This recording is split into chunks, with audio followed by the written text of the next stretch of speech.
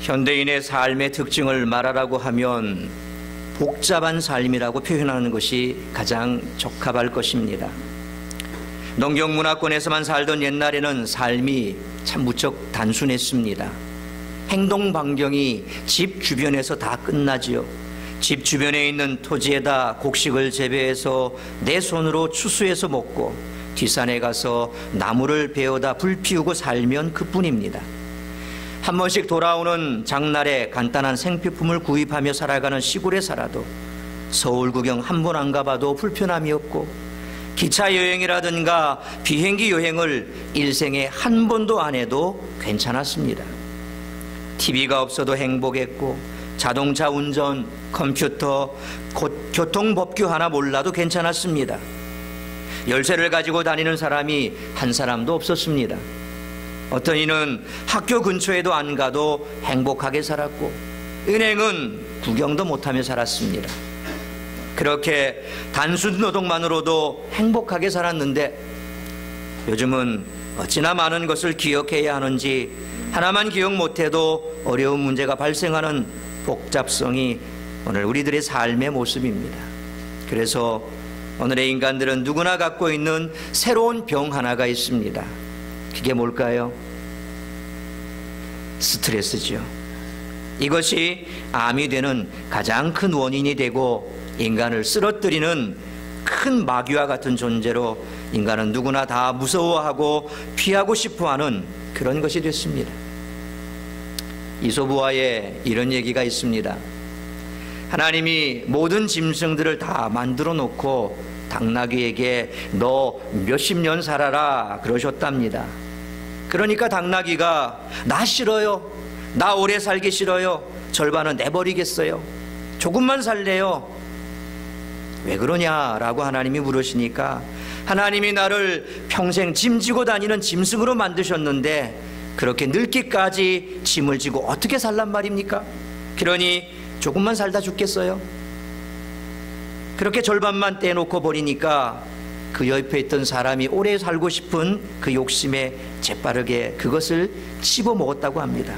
그래서 인간이 당나귀 대신 짐을 지느라고 이렇게 고생을 하고 있다고 합니다.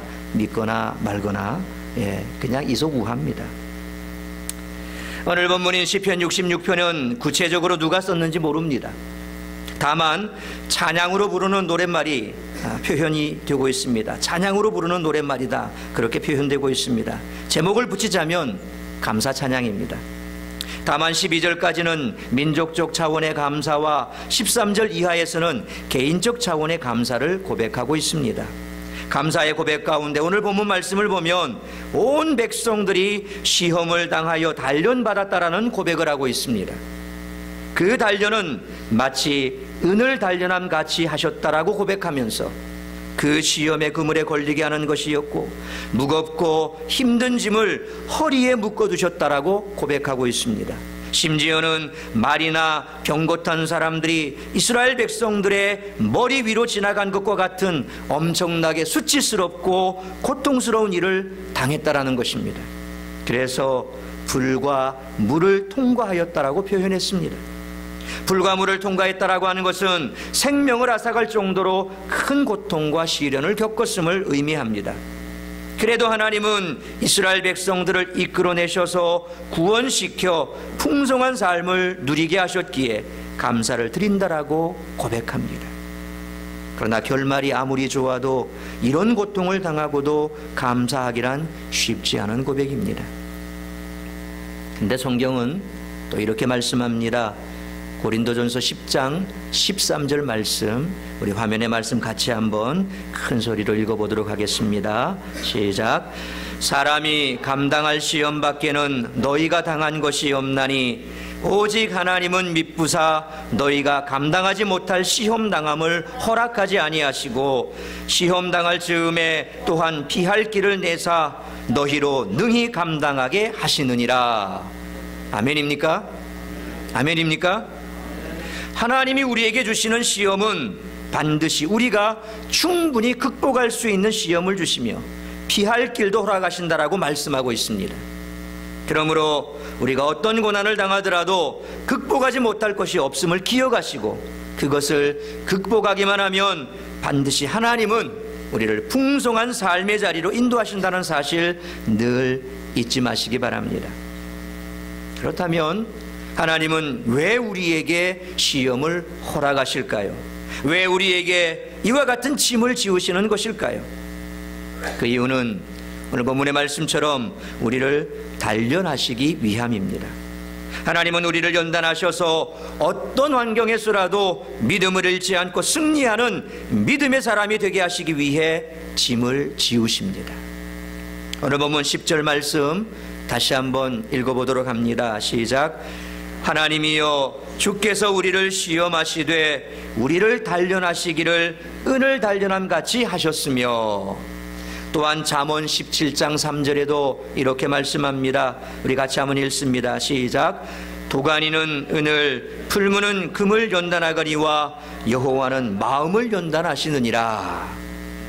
또한 베드로전서 1장 6절로 7절에도 이렇게 말씀합니다. 우리 같이 읽습니다. 시작. 그러므로 너희가 이제 여러 가지 시험으로 말미암아 잠깐 근심하게 되지 않을 수 없으나 오히려 크게 기뻐하는도다.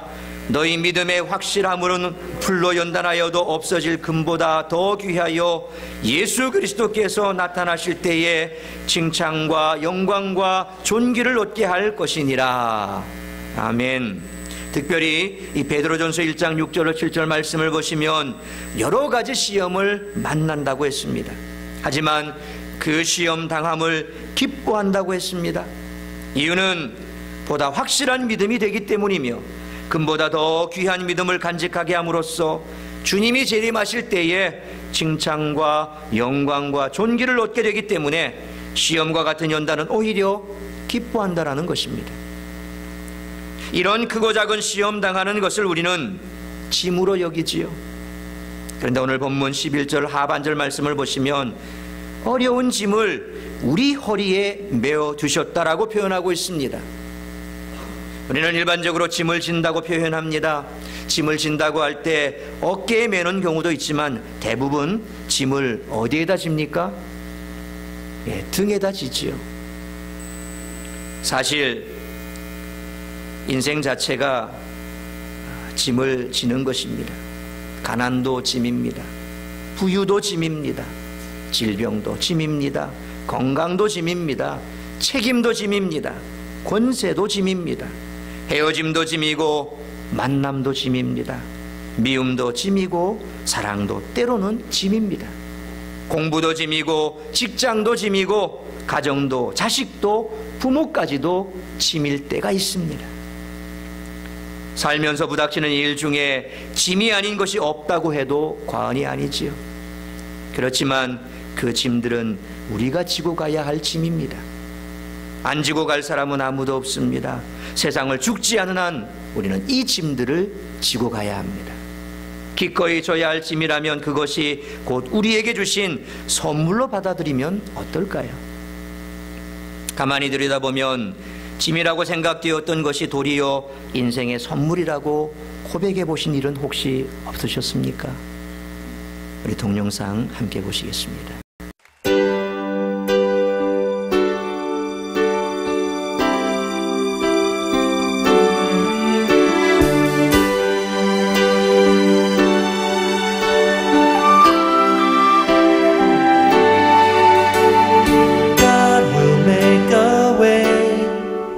Where there seems to be no way, He works in ways we cannot see.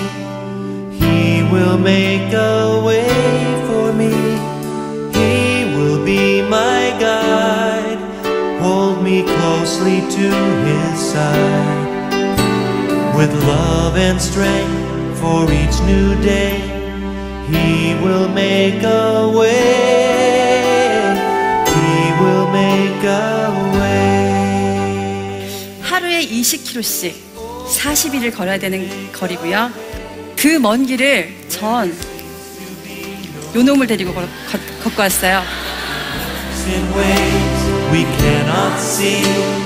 He will make a way for me.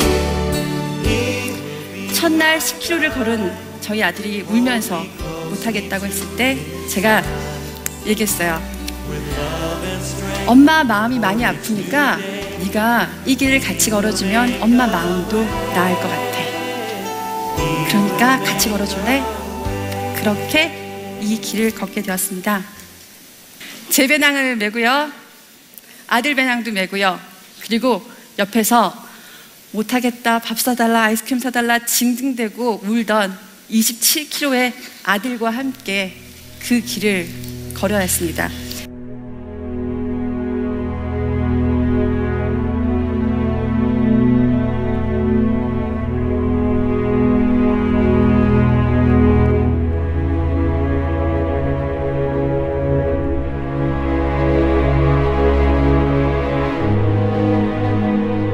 여기는 친구들이 저를 딱 보는 거야.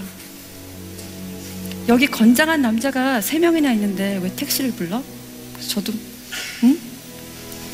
우리가 같이 걸어줄 테니까 걱정하지 마. 그러더니 정말 자기 배낭을 주섬주섬 챙기더니 27kg의 저희 애를 무등을 태우고 그 땡볕으로 걷는 거였습니다.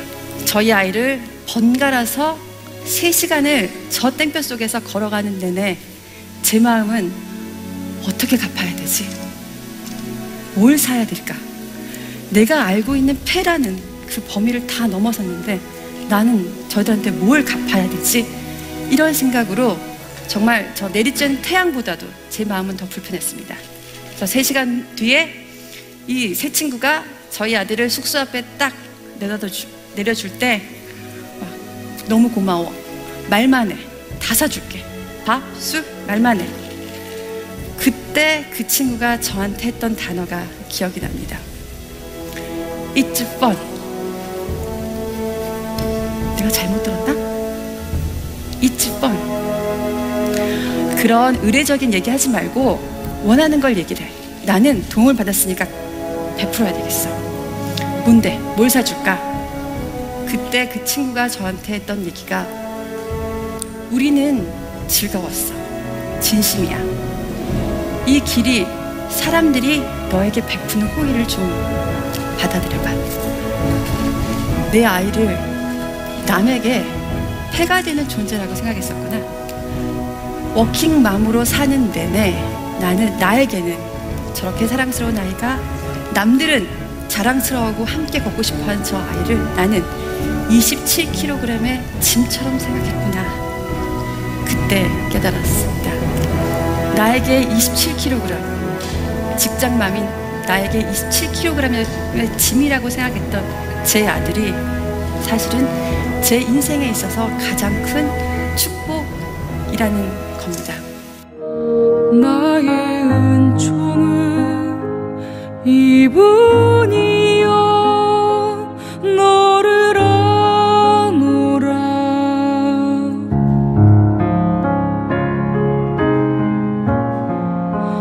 너의 이름은 내가 아노라.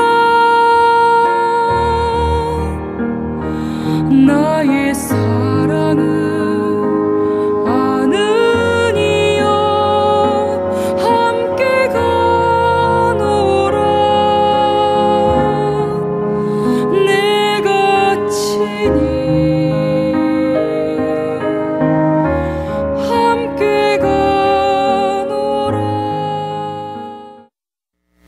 예수님이 세상에 오심은 죄의 짐을 대신 지고 가시기 위함이었습니다.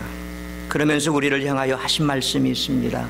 마태복음 11장 28절 말씀입니다. 우리 같이 한번 읽겠습니다. 시작. 수고하고 무거운 짐진 자들아 다 내게로 오라. 내가 너희를 쉬게 하리라. 이 짐은 죄의 짐입니다.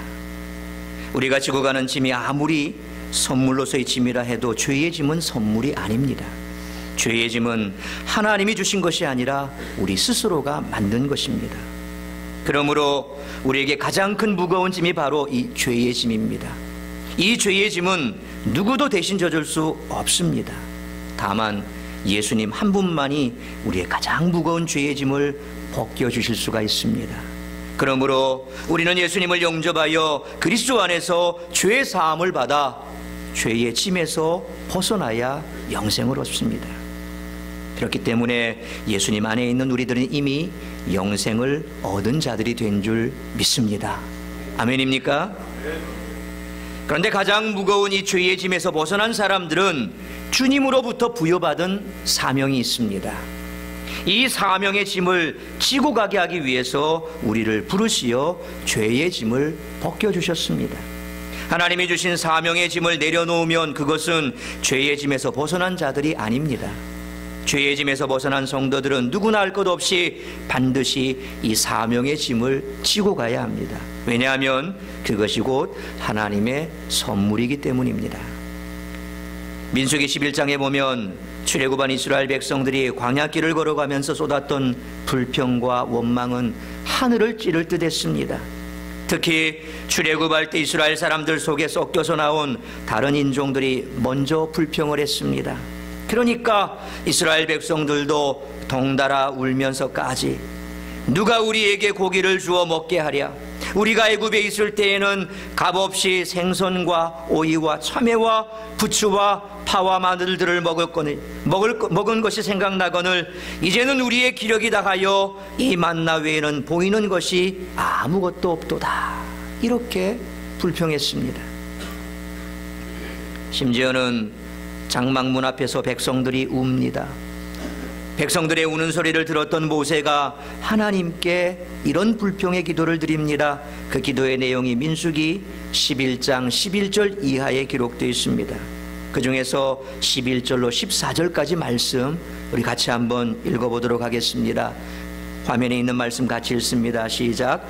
모세가 여호와께 여짜오되 어찌하여 주께서 종을 괴롭게 하시나이까? 어찌하여 내게 주의 목전에서 은혜를 입게 하시고 이 모든 백성을 내게 맡기사 내가 그 짐을 지게 하시나이까? 이 모든 백성을 내가 배웠나이까? 내가 그들을 낳았나이까? 어찌 주께서 내게 양육하는 아버지가 젖 먹는 아이를 품듯 그들을 품에 품고 주께서 그들의 열조에게 맹세하신 땅으로 가라 하시나이까? 이 모든 백성에게 줄 고기를 내가 어디서 얻으리이까? 그들이 나를 향하여 울며 이르되 우리에게 고기를 주어 먹게 하라 하여온즉 책임이 심히 중하여 나 혼자는 이 모든 백성을 감당할 수 없나이다. 모세의 마음이 느껴지십니까? 오죽했으면 내가 하나님 이 백성들을 내가 낳았습니까? 내가 배웠습니까? 왜 나로 은혜를 입게 해서 이 백성들의 지도자가 되게 해서 이렇듯 내가 고통당하게 하십니까? 얼마나 말을 안 들었으면, 얼마나 고집이 셌으면, 자지 말라고 졸지 말라고 해도 꾸역꾸역 주무시는 분들 감사합니다. 고개를 좀 들어주세요. 옆으로 넘어지겠습니다. 예, 지금 완전히 쓰러져 가시는 분이 계십니다. 예, 빨리 세워주세요.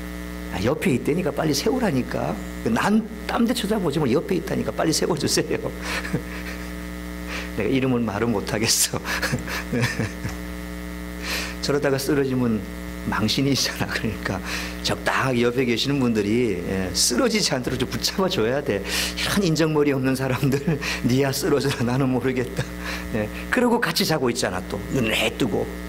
그러니까 쓰러지는 친구 쓰러지는지도 모르고 가만 냅두고 있고 말이야. 이제 조금 긴장이 되십니까?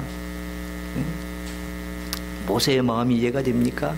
담임 목사의 마음이 이해가 됩니까? 좀 쓰러지지 말고 자지 말라고 이렇게까지 또 시간을 뺏었습니다. 자, 이렇게 기도하면서 마지막에는 즉시 은혜를 베푸시어 나를 죽여 내가 고난당함을 내가 보지 않게 하옵소서라고 모세는 이어서 다시 고백합니다.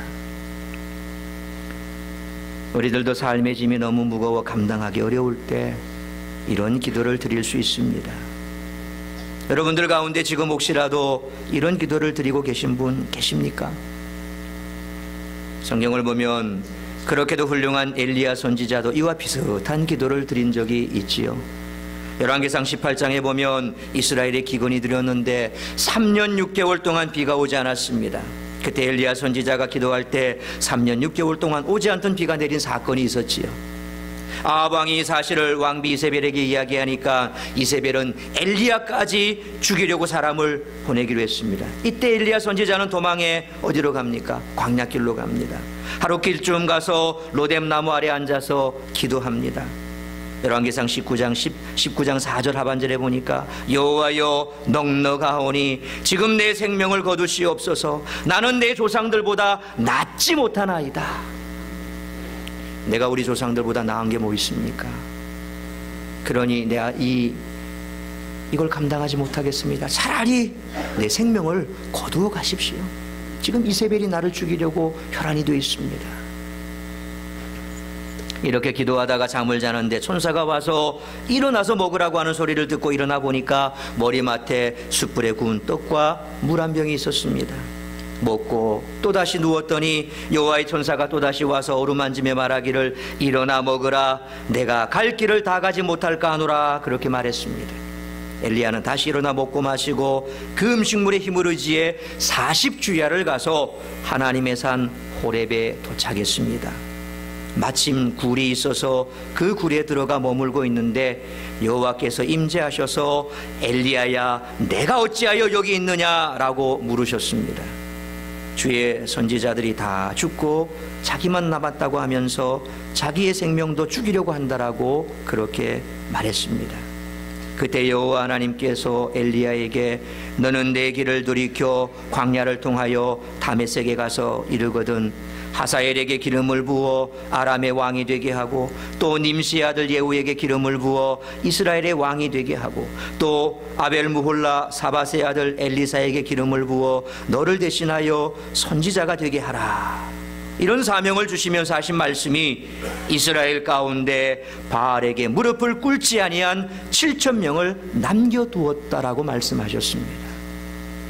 모두가 다 자신을 대적한 것 같고 하나님을 떠난 것 같고 그래서 홀로 자신만 남아있는 것 같아 힘들고 어렵고 그래서 자기를 죽이려 하는 이세벨의 그 기세에 눌려서 이런 능력 있는 선지자라도 하나님 차라리 내 목숨을 취해 가십시오. 오직 이 땅에 나 혼자만 남았습니다라고 그렇게 얘기를 할 때 먹여주시고 힘주시고 그러면서 사명도 주시면서 바로 너 혼자 있는 게 아니다. 아직도 바알에게 무릎 꿇지 않은 7,000명이 있다라고 말씀하시면서 사명자에게는 동력자가 있고 하나님이 함께 하시니 힘을 얻어 이 사명 감당하라고 말씀하시지 않습니까? 뿐만 아니라 출애굽기 1장에 보면 요셉을 총리로 등용했던 애굽의 왕은 죽고 새 왕이 등극했습니다.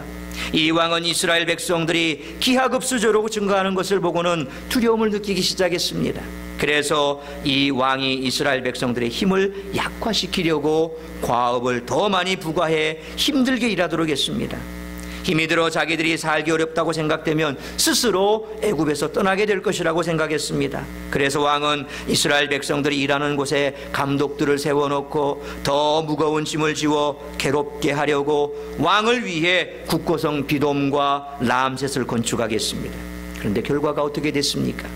애굽의 왕이 생각한 대로 됐습니까? 출애굽기 1장 12절 상반절에 이렇게 기록하고 있습니다. 그러나 학대를 받을수록 더욱 번성하여 퍼져나가니. 애굽의 바로는 짐이 무거우면 인구가 줄어들고 힘들기 때문에 애굽을 떠날 것이라고 여겼는데 이스라엘 백성들은 더 번성했고 강해졌습니다. 이것은 적들이 아무리 힘들게 하더라도 하나님이 도우시면 그것이 짐이 아니라 번성의 열매를 얻게 하신다는 것입니다. 그러므로 이스라엘 백성들이 성을 쌓는 무거운 돌을 등에 지고 가는 것이 결국은 하나님의 선물이었던 것입니다. 내 등에 있는 짐이 어떤 짐이든지 우리 각자에 따라 각기 다른 짐들이 있다 할지라도 그 짐이 나의 삶을 지탱해주고 내 신앙을 잃지 않게 해주기도 한다는 것입니다. 바로 그 짐 때문에 내가 살아있고 살아가야 할 이유가 되기도 합니다. 그 짐이 무겁게만 느껴지고 힘들게만 느껴질 수도 있습니다. 하지만 그 짐은 나를 살리는 것이었고 나를 영생으로 인도하는 짐이었음을 고백하는 순간 그것은 곧 하나님의 선물이었음을 깨닫게 됩니다. 정호성 시인의 내 등의 짐이라고 하는 시가 있습니다. 내 등에 짐이 없었다면 나는 세상을 바로 살지 못했을 것입니다. 내 등에 있는 짐 때문에 늘 조심하면서 바르고 성실하게 살아올 수 있었습니다. 이제 보니 내 등의 짐은 나를 바르게 살도록 한 귀한 선물이었습니다. 내 등에 짐이 없었다면 나는 사랑을 몰랐을 것입니다. 내 등에 있는 짐의 무게로 남의 고통을 느꼈고 이를 통해 사랑과 용서를 알았습니다. 이제 보니 내 등의 짐은 나에게 사랑을 가르쳐준 귀한 선물이었습니다. 내 등에 짐이 없었다면 나는 아직 미숙하게 살고 있을 것입니다. 내 등의 짐의 무게가 내 삶의 무게가 되어 그것을 감당하게 하였습니다. 이제 보니 내 등의 짐은 나를 성숙시킨 귀한 선물이었습니다. 내 등에 짐이 없었다면 나는 겸손과 소박함의 기쁨을 몰랐을 것입니다. 내 등의 짐 때문에 나는 늘 나를 낮추고 소박하게 살게 됩니다.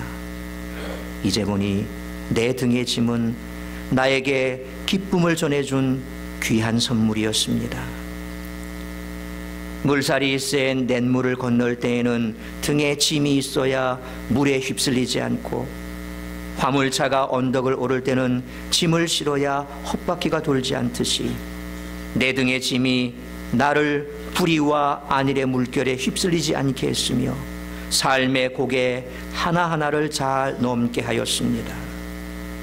내 나라의 짐, 가족의 짐, 직장의 짐, 이웃과의 짐, 가난의 짐, 몸이 아픈 짐, 슬픈 이별의 짐들이 내 삶을 감당하게 하는 힘이 되어 오늘도 최선을 다하는 삶을 살게 하였습니다.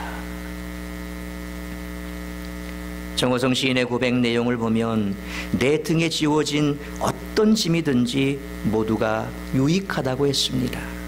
그렇다면 이 짐은 모두에게 선물임에 틀림이 없습니다.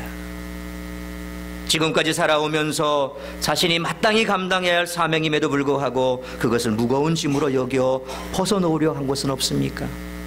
아니, 벗어놓은 것은 없습니까? 그러나 절대로 벗어던지지 마십시오. 그 짐을 잘 지고 갈 때에 그것이 하나님의 선물이 되고 복이 되는 줄 믿으시길 바랍니다. 오늘 본문 말씀 12절 하반절을 보십시오. 우리가 불과 물을 통과하였더니 주께서 우리를 끌어내사 풍부한 곳에 들이셨나이다 라고 시인은 고백합니다. 불과 물은 시험거리를 말합니다. 우리의 짐을 말합니다. 결국 그것을 다 참고 견디어내었더니 주께서 우리를 불같은 시험에서 물속에서 허우적거리는 가운데서 무거운 짐을 지고 헐떡거리며 힘들어하는 가운데서 끌어내어 풍성한 곳에 들어가게 하셨다라고 시인은 고백하고 있습니다. 방송인 이경규 씨가 이런 고백을 했습니다. 자기가 등산을 가면서 가파른 오르막길을 올라가는데 등에 메고 가는 배낭이 점점 무겁게 느껴져서 이것을 벗어놓고 가고 싶었지만 그래도 꾹 참고 정상에 올라가 배낭을 내려놓고 그 배낭을 열어보니까 그 안에 얼마나 먹을 것들이 많은지 그것을 다 먹고 힘을 얻어서 기분 좋게 하산할 수 있었다라고 얘기한 적이 있습니다. 우리 인생과 신앙의 문제는 짐이 아닙니다. 단지 그 짐을 나 혼자 지려는 것이 문제입니다. 우리 다 함께 찬송가 337장 1절만 한번 찬양하도록 하겠습니다.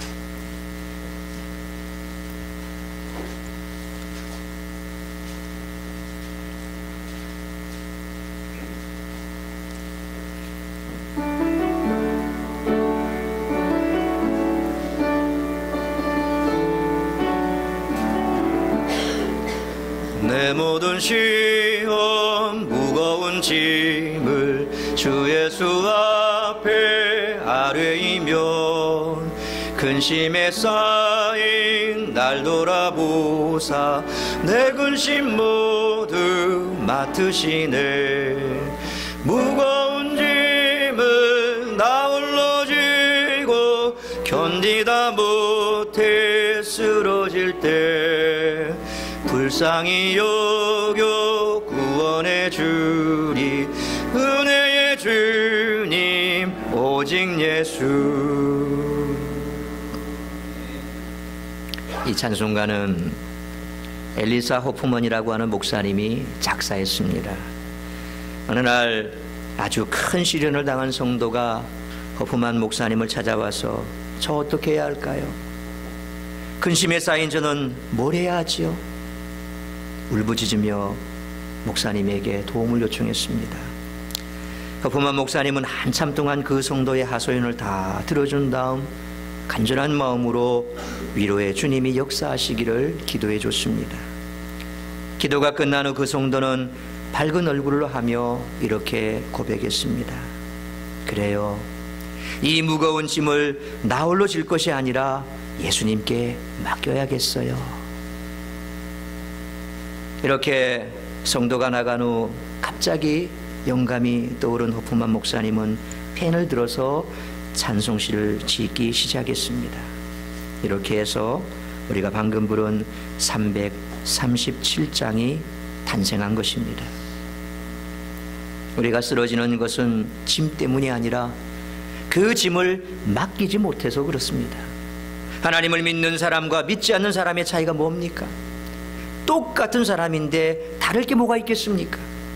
예수를 믿는다고 사고가 비껴가는 것도 아니고 병이 찾아오지 않는 것도 아니고 예수를 믿는다고 자녀가 잘 알아서 혼자서 그렇게 크는 것도 아니고 공부 잘하는 것도 아니고 예수 믿는다고 사업이 갑자기 잘 되고 남편과 아내가 갑자기 천사가 되는 것도 아닌데 말입니다.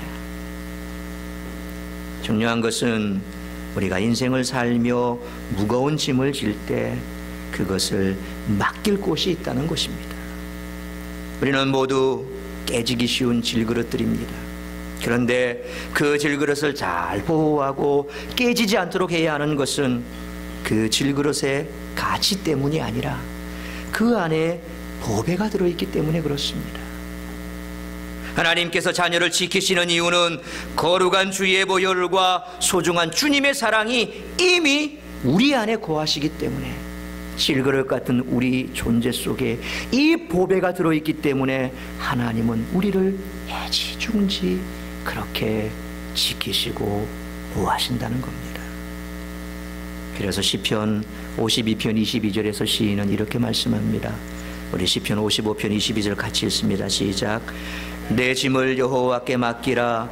그가 너를 붙드시고 의인의 요동함을 영원히 허락하지 아니하시리로다. 믿으십니까? 아멘입니까? 여기서 우리에게 지혜가 필요합니다. 우리는 져야 할 짐과 맡겨야 할 짐을 구별할 줄 알아야 합니다. 하나님은 우리에게 은혜를 베푸시지만 그 은혜를 간직하고 살아가야 하는 법을 가르쳐 주십니다. 그 은혜를 유지하는 짐이 우리를 붙잡아 줄 때 무거운 짐을 맡길 믿음이 생긴다는 겁니다. 오스왈드 챔버스 목사님의 주님은 나의 최고봉이라고 하는 책에서 목사님은 이렇게 말하고 있습니다. 우리는 옳은 짐과 그렇지 않은 짐을 구별할 줄 알아야 합니다. 결코 의심이나 죄의 짐을 져서는 안 됩니다. 그러나 하나님께서 의도적으로 우리에게 지게 하시는 짐들이 있습니다. 이럴 때 주님은 그 짐을 옮길 의도가 없으십니다. 이때 주님은 우리가 그 짐을 다시 주님께 맡기기를 원하십니다. 만일 우리가 하나님을 위해 일하면서 주님과의 관계가 끊어진다면 그 책임감은 감당할 수 없을 정도로 무거울 것입니다. 그러나 만일 우리가 주님께서 우리에게 지우신 짐을 다시 주님께 맡기면 주님은 주님의 역사를 드러내시면서 우리의 책임감을 제거해 주십니다. 우리가 져야 할 짐, 내가 감당해야 할 짐, 그것을 내가 져야 합니다. 그런데 주님은 그것을 네 짐이니까 네가 알아서 지고 가. 그렇게 말씀하지 않습니다. 뭐라고 말씀합니까? 수고하고 무거운 짐진 자들아 다 내게로 오라. 앞서 말씀드린 것처럼 우리의 죄짐을 다 져주셨습니다. 그러면 이제 네 죄짐 내가 다 줬으니까 네가 알아서 해. 그렇게 하고 끝내라고 하신 말씀입니까? 아닙니다. 우리의 죄짐은 벗겨주셨지만 그러나 여전히 우리의 삶은 퍽퍽하고 우리의 삶은 힘들다는 사실, 인간으로 이 땅에 오시어서 가난한 목수의 아들로 그렇게 30년이지만 사셨던, 어쩌면 소년 가장으로 그렇게 살아야 했던, 어린 시절부터 어머니의 삶을 지켜줘야 했던 예수님께서 왜 우리의 삶의 고달픔을 모르시겠습니까? 그래서 주님께서 수고하고 무거운 짐진 자들아 다 내게로 오라. 내가 너희를 쉬게 하겠다 라고 말씀하지 않습니까? 내가 져야 할지. 죄악의 짐은 주님이 다 져주셨습니다. 그 짐을 우리가 져줄 수는 없습니다. 대속의 짐은 주님이 지셨습니다. 우리가 져야 할 짐은 우리가 져야 됩니다. 그런데 주님은 그 짐마저도 나한테 맡기라고 말씀하지 않습니까? 사랑하는 성도 여러분, 무겁게만 보이는 자신의 짐을 억지로 잘라버리지 마십시오. 아무리 힘들고 어렵더라도 하나님이 주신 짐이라면 반드시 지고 가십시오. 너무 쉽게 내려놓지 마시기 바랍니다. 자신의 짐이 너무 무겁다고 마냥 슬퍼하지 않는다면 그것으로 인해 자신이 더욱 아름답게 빛날 수 있음을 매 순간 느껴보십시오. 그것을 있는 그대로 인정하고 사랑해 준다면 인고의 세월이 그리 아플고 힘들지만은 않을 것입니다. 내 등에 있는 짐이 죄의 짐만 아니라면, 삶의 무게를 느끼는 그 어떤 짐도 짐으로 남는 것이 아니라면 반드시 그 짐을 통해 더욱 나를 견고케 하며 더욱 성결케 해줄 줄 믿으시길 바랍니다. 나를 더욱 성도답게 해줄 줄 믿으시길 바랍니다. 그래서 인생 종착역에 도착해서 그 짐을 내려놓고 보면 그것이 곧 하나님의 선물이었음을 깨닫게 되시길 바랍니다. 내 등의 짐은 하나님의 선물이었습니다. 이 고백이 바로 우리 모두의 고백이 될 수 있기를 주의 이름으로 축원합니다.